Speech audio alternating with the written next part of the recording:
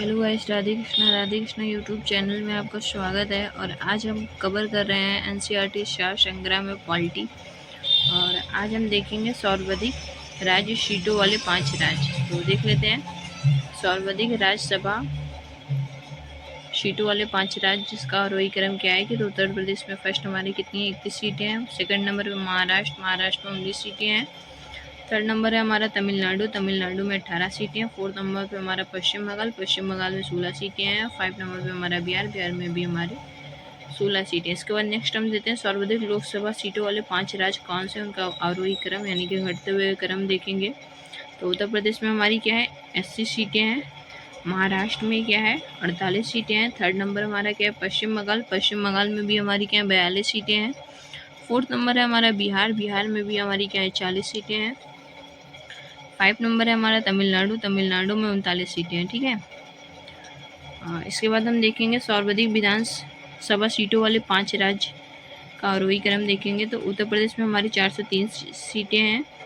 Second number पे हमारा पश्चिम बंगाल में 294 सीटें हैं। थर्ड है हमारा महाराष्ट्र में 288 सीटें हैं। फोर्थ नंबर है हमारा बिहार में 243 सीटें हैं। 5 नंबर है हमारा तमिलनाडु में हमारी क्या है, 234 सीटें हैं। नेक्स्ट हमारी क्या है, समान सीटों वाली विधानसभा। तो देख लेते हैं हरियाणा एवं छत्तीसगढ़ में जो है कितनी सीटें हैं, 90। और मणिपुर, मेघालय, नागालैंड, त्रिपुरा एवं अरुणाचल प्रदेश में कितनी सीटें हैं, तो इसमें है 60। नेक्स्ट हमारा गोवा एवं मिजोरम में कितनी सीटें हैं, तो ये हमारी 40 हैं।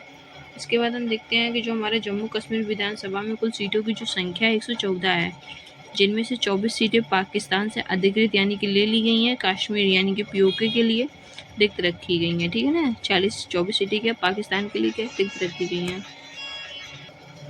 तो फर्स्ट हमारा क्या है, उत्तर प्रदेश। तो उत्तर प्रदेश में 403 सीटें हैं। सेकंड हमारा क्या, पश्चिम बंगाल में 294 सीटें हैं। थर्ड है हमारा महाराष्ट्र में 288 सीटें हैं। फोर्थ नंबर बिहार में 243 सीटें हैं। 5 नंबर हमारा क्या, तमिलनाडु में 234 सीटें हैं। इसके बाद हम देखेंगे समान सीटों वाली विधानसभाएं और राज्य। तो हरियाणा एवं छत्तीसगढ़ में क्या है, 90 सीटें हैं। मणिपुर, मेघालय, नागालैंड, त्रिपुरा एवं अरुणाचल प्रदेश में 60 सीटें हैं। गोवा एवं मिजोरम में 40 सीटें हैं। इसके बाद हम देख लेते हैं, अच्छा तो अभी तो ये हम किए हैं ना कि जम्मू कश्मीर विधानसभा में कुल सीटों की जो संख्या है 114 है, जिनमें से 24 सीटें पाकिस्तान द्वारा अधिकृत कश्मीर पीओके के लिए क्या कर दी गई हैं, रिक्त रखी गई हैं। इसलिए वर्तमान में जम्मू कश्मीर विधानसभा की कुल निर्वाचन योग्य सीटों की जो संख्या है वो कितनी है, 90 है। विभिन्न राज्यों की विधान परिषद की सदस्य संख्या का आरोही क्रम में उत्तर प्रदेश में 100 सीटें हैं। महाराष्ट्र में 78 सीटें हैं। बिहार में 75 सीटें हैं। और कर्नाटक में 75 सीटें हैं। आंध्र प्रदेश में 58 सीटें हैं। तेलंगाना में 43 सीटें हैं। भारत का सबसे कम पंजीकृत मतदाता की संख्या वाला संसदीय क्षेत्र क्या है, बनेल, जो क्या है हमारा जूनागढ़ संसदीय क्षेत्र राजस्थान में। ठीक है। नेक्स्ट हमारा क्या है कि सबसे अधिक पंजीकृत मतदाताओं की जो संख्या वाला संसदीय क्षेत्र वो हमारा क्या, उन्नाव कहाँ है, हमारा उत्तर प्रदेश में है। और नेक्स्ट हमारा क्या है, सबसे छोटा संसदीय क्षेत्र कौन सा है, हमारा लक्षद्वीप है। और क्षेत्रफल की दृष्टि से सबसे बड़ा संसदीय जो क्षेत्र है वो हमारा क्या है, लद्दाख, जो कितना किलोमीटर है, 3029 किलोमीटर है। इसके बाद देख लेते हैं, अब तक भारत में 3 बार संसद की संयुक्त बैठक आयोजित हो चुकी है। तो संयुक्त बैठक देखेंगे, विषय देखेंगे और तत्कालीन वहाँ के जो प्रधानमंत्री कौन कौन हुए हैं इनको देखेंगे। तो प्रथम जो संयुक्त बैठक हुई है वो किस हुई है, ये दहेज प्रतिबंधन विधेयक 1959 में हुआ है। इसके जो प्रधानमंत्री हैं पंडित जवाहरलाल नेहरू जी थे। ठीक है। द्वितीय जो संयुक्त बैठक हुई है वो बैंकिंग सेवा आयोग विधेयक 1977 में हुआ है। और इसके जो प्रधानमंत्री हैं ये कौन है, मोरारजी देसाई हैं। तृतीय बैठक हमारी आतंक निवारक अध्यादेश फोटो 2002, और इसके जो प्रधानमंत्री हैं अटल बिहारी वाजपेयी जी हैं। विधानसभा से संबंधित महत्वपूर्ण तथ्य देख लेते हैं। तो विधानसभा का जो चिन्ह है वो क्या है, हमारा हाथी है। बहुत पूछता है कि विधानसभा का चिन्ह क्या है, तो ये हमारा हाथी है। और संविधान सभा के सचिव कौन है, हमारे HBR अयंगर है। कौन है, HBR अयंगर। नेक्स्ट हमारा क्या है कि संविधान सभा मुख्य प्रारूपकार कौन है, SN मुखर्जी हैं। नेक्स्ट हमारा क्या है, संविधान के सुलेख कौन है? प्रेम बिहारी राय ज़्यादा हैं। थर्ड हमारा क्या है? संविधान के मूल संस्करण का हिंदी सुलेखन कौन है? बसंत कृष्ण वैद्य हैं। फोर्थ नंबर हमारा क्या है? संविधान के मूल संस्करण का सौंदर्यीकरण कौन है? नंदलाल बोस एवं BR सिन्हा है। ठीक है, इसके बाद हम देख लेते हैं जो वेतन आयोग यानी कि पे कमीशन है, क्या क्या चीज़ें हैं तो देख लेते हैं। ये तो वेतन आयोग देखेंगे, उसके अध्यक्ष, नियुक्तियाँ, नियुक्ति वर्ष और रिपोर्ट प्रस्तुति देखेंगे।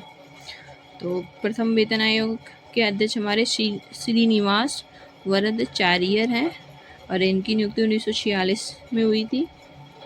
ठीक है, और इन्होंने क्या रिपोर्ट को 1947 में प्रस्तुत किया था। इसके बाद आते हैं हमारे द्वितीय वेतन आयोग, जगन्नाथ दास हैं और इन्होंने नियुक्ति 1957 वर्ष में हुआ था और रिपोर्ट कब प्रस्तुत की? 1959 में किया था। थर्ड नंबर पे आते हैं हमारे तृतीय वेतन आयोग, कौन है? रघुवीर दयाल है।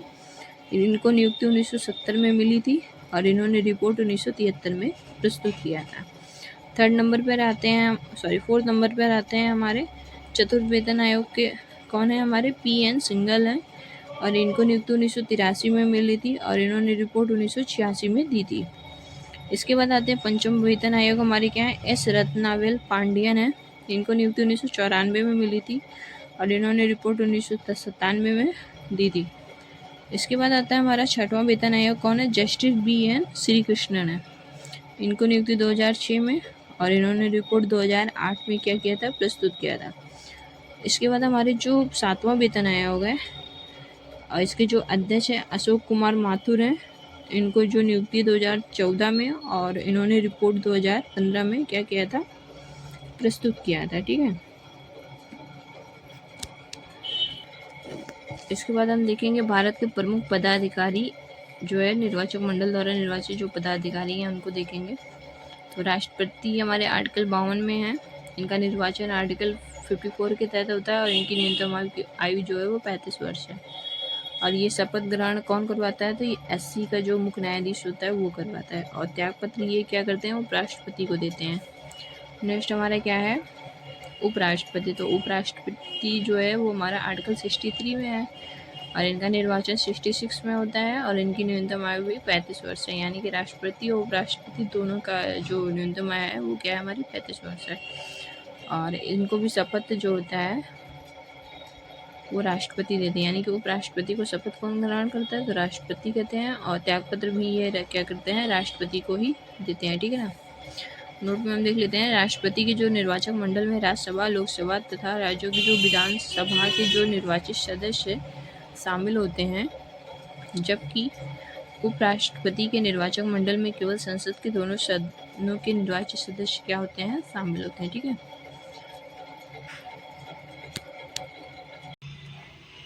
तो हम देखेंगे ब्रिटेन का संविधान। तो राज्याध्यक्ष वंश परंपरा के आधार पर होता है। आलेखित संविधान चार्टर, लॉ, अधिनियम एवं रीति रिवाज एवं परंपराओं पर आधारित है। नेक्स्ट हमारा क्या है? दो सदन, हाउस ऑफ लॉर्ड जिसे उच्च सदन या हाउस ऑफ कॉमन्स यानी कि निम्न सदन बोलते हैं। सम्राट यानी कि किसको बोलते हैं? जो क्राउन होता है। कार्यपालिका का नाम मात्र का क्या होता है? प्रमुख होता है, जबकि वास्तविक प्रमुख क्या होता है? हमारा प्रधानमंत्री होता है। इसके बाद हम देखेंगे अमेरिका का संविधान। तो अध्यक्षीय संघात्मक शासन प्रणाली होती है अमेरिका के सिद्धांत में।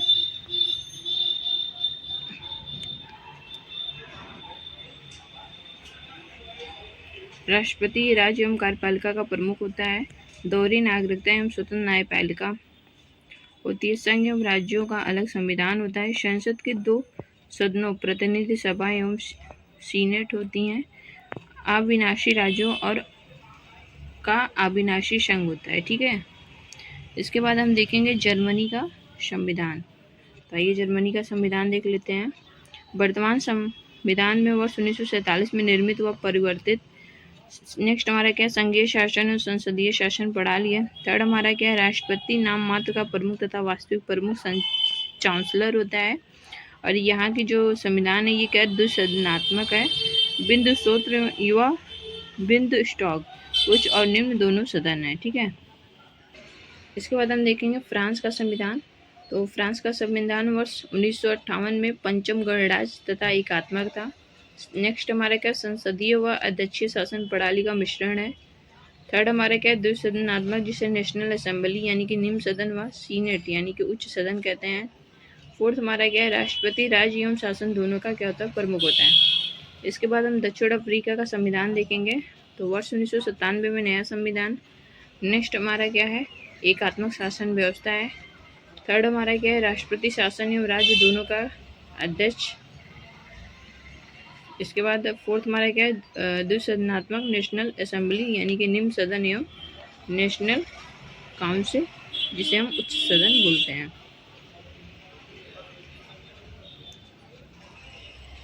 इसके बाद हम देखेंगे चीन का संविधान। तो वर्ष 1982 में चौथा संविधान लागू हुआ और संसद हमारा क्या है एक सदनीय है और नेशनल पीपुल कांग्रेस है। ठीक है। थर्ड हमारा क्या है विधायिका ही सभी उच्च पदाधिकारियों की क्या करती है नियुक्ति करती है और यहाँ का जो शासन प्रणाली है वो क्या है एकात्मक है, यानी कि चीन का जो शासन प्रणाली है वो हमारा क्या है एकात्मक है और प्रधानमंत्री सरकार का प्रधान होता है तो राज्य का नहीं। ठीक है। इसके बाद हम कनाडा का संविधान देखेंगे। कनाडा का संविधान हमारा संघीय शासन का प्रमुख गवर्नर ब्रिटिश महारानी द्वारा नियुक्त। सेकंड हमारा क्या है शक्तियों का वितरण 4 सूचियों में है।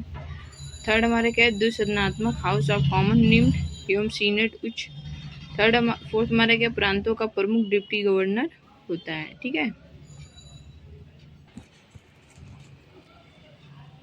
इसके बाद हम देखेंगे भारतीय राज्य व्यवस्था में प्रथम। तो प्रथम राष्ट्रपति हमारे कौन है डॉक्टर राजेंद्र प्रसाद है। प्रथम मुस्लिम राष्ट्रपति हमारे कौन डॉक्टर जाकिर हुसैन है। थर्ड हमारे प्रथम सिख राष्ट्रपति हमारी क्या है ज्ञानी जैल सिंह है। फोर्थ हमारे उपराष्ट्रपति कौन है डॉक्टर सर्वपल्ली राधाकृष्णन है। 5 नंबर में हमारे प्रथम प्रधानमंत्री कौन है पंडित जवाहरलाल नेहरू हैं। 6 नंबर में हमारे प्रथम कार्यवाहक प्रधानमंत्री कौन है तो ये गुलजारी लाल नंदा हैं। 7 नंबर पर प्रथम उप प्रधानमंत्री हमारे सरदार वल्लभ भाई पटेल जी हैं। 8 नंबर पे हमारा प्रथम मुख्य न्यायाधीश हीरालाल जी कानिया हैं। 9 नंबर पे प्रथम स्पीकर लोकसभा गणेश वासुदेव मावलंकर हैं। 10 नंबर पे प्रथम मुख्य चुनाव आयुक्त सुकुमार सेन है। प्रथम महिला मुख्य चुनाव आयुक्त कार्यवाहक BS रमा देवी हैं। 12 नंबर पे प्रथम महिला लोकसभा सचिव स्नेहलता श्रीवास्तव 30 नवंबर 2017 तक हैं। 13 नंबर प्रथम कनाडा कमांडर इन चीफ 1 जनवरी 1948 से 14 जनवरी 1949 जिसे को क्या बोलते हैं जनरल सर राय बूचर बोलते हैं।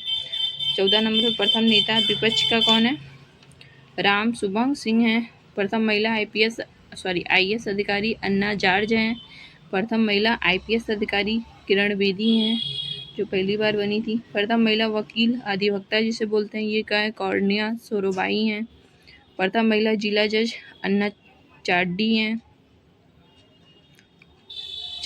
हाँ। प्रथम 19 नंबर पर 19 नंबर पर प्रथम महिला उच्च न्यायालय जज कौन है अन्ना चाड्डी हैं। और 20 नंबर पर सर्वोच्च न्यायालय के प्रथम महिला न्यायाधीश कौन है ये फातिमा बीबी हैं। ठीक है। इसके बाद देख लेते हैं और अभी और भी हैं देखते हैं। तो 21 नंबर पर किस राज्य में प्रथम गैर कांग्रेसी सरकार केरल 1956 में हुआ। 22 नंबर पर 8वीं अनुसूची में उल्लेखित प्रथम भाषा कौन है असमिया है। 23 नंबर पर मान्यता प्राप्त विरोधी दल के नेता YV चौहान यानी कि कांग्रेस हैं। और 24 नंबर पर भारत की प्रथम महिला प्रधानमंत्री श्रीमती इंदिरा गांधी जो कि 24 जनवरी 1966 को हुई थी। ठीक है। 25 नंबर भारत की प्रथम महिला उप राष्ट्रपति कौन है श्रीमती प्रतिभा देवी सिंह पाटिल है। इनका पूरा नाम श्रीमती प्रतिभा देवी सिंह पाटिल है जो 25 जुलाई 2007 को राष्ट्रपति बनी थी।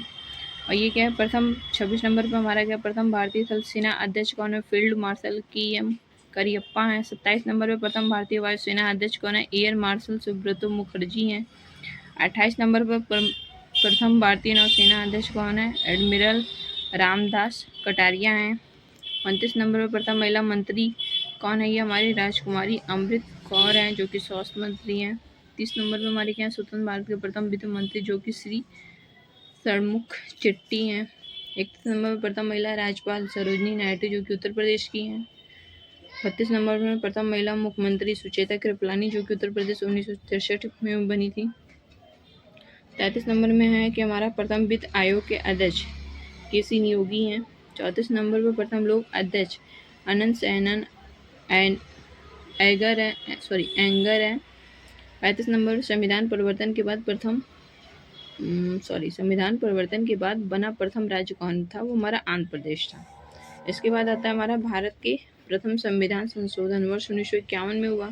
37 नंबर पद पर रहते हुए दिवंगत होने वाले राष्ट्रपति जाकिर हुसैन जी हैं। 38 नंबर भारत की प्रथम महिला लोकसभा अध्यक्ष मीरा कुमार, ये बहुत पूछता है। 39 नंबर पर प्रथम सूचना आयुक्त वजाहत हबीबुल्लाह हैं। 40 नंबर में नीति आयोग के प्रथम अध्यक्ष हमारे प्रधानमंत्री जी श्री नरेंद्र मोदी जी हैं। इसके बाद हम देखेंगे विभिन्न पदों हेतु मानक जो निर्धारण किया गया उसको देख लेते हैं। तो आइए देख लेते हैं। तो पद दिया है, कार्यकाल दिया है, अधिकतम आयु कितनी होगी और नियुक्ति किसके द्वारा होता है और पद च्युत किसके द्वारा संबंधित आर्टिकल्स क्या हैं। तो आइए देखते हैं। पहले हमारे फर्स्ट नंबर पे आते हैं नियंत्रण मालिका परीक्षक, जिनका कार्यकाल 6 वर्ष का होता है और इनकी अधिकतम आयु 65 वर्ष होती है और ये राष्ट्रपति द्वारा नियुक्त किए जाते हैं और राष्ट्रपति द्वारा ये हटाए जाते हैं। ठीक है ना, ये 148 क्लॉज 2 के अंतर्गत आता है।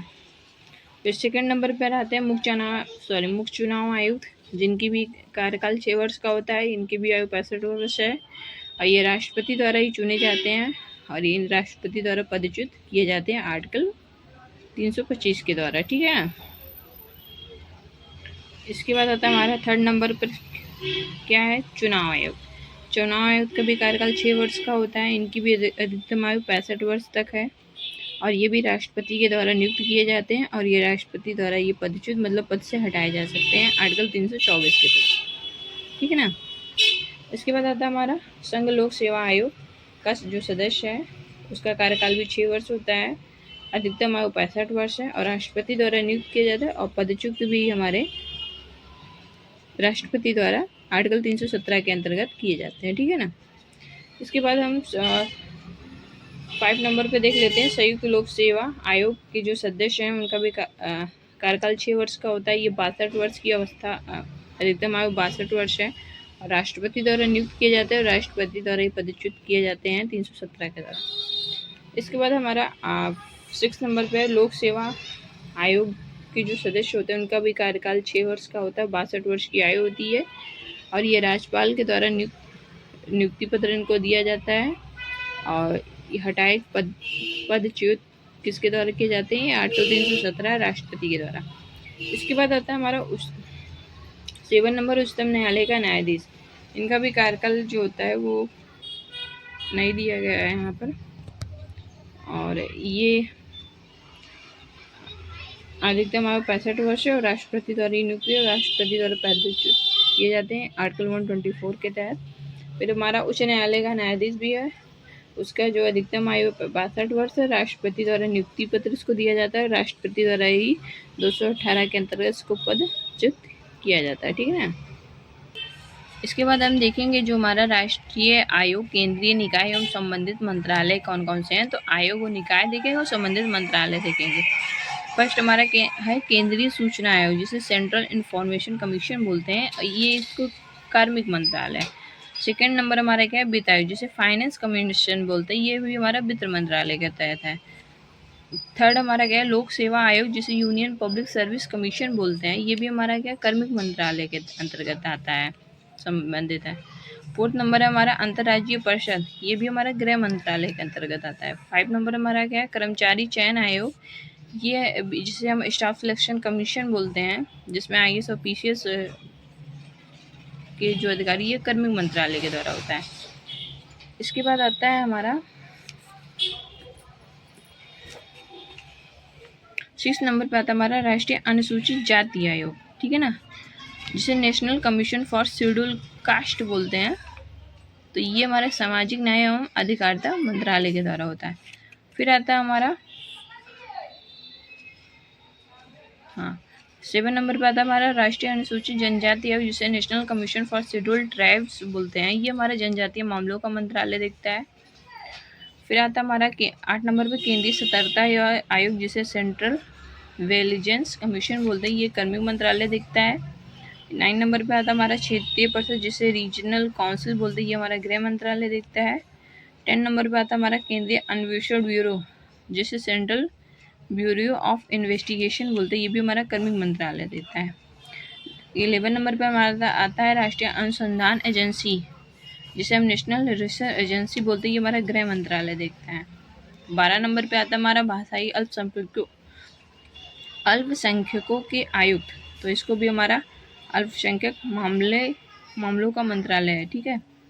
इसके बाद आता है हमारा 13 नंबर बाल अधिकारों के संरक्षण राष्ट्रीय आयोग, ये महिला एवं बाल विकास मंत्रालय है।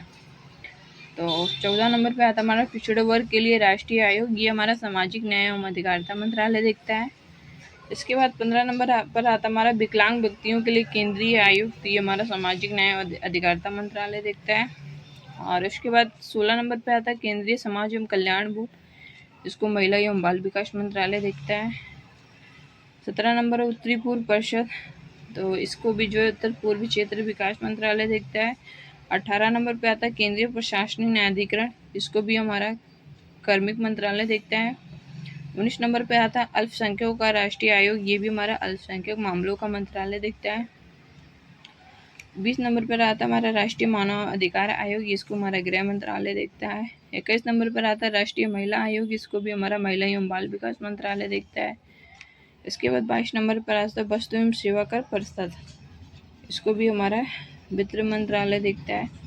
23 नंबर पर आता है हमारा लोकपाल, इसको भी हमारा कार्मिक मंत्रालय देखता है। 24 नंबर पर आता है हमारा राष्ट्रीय अन्वेषण अभियान, इसको भी हमारा गृह मंत्रालय देखता है।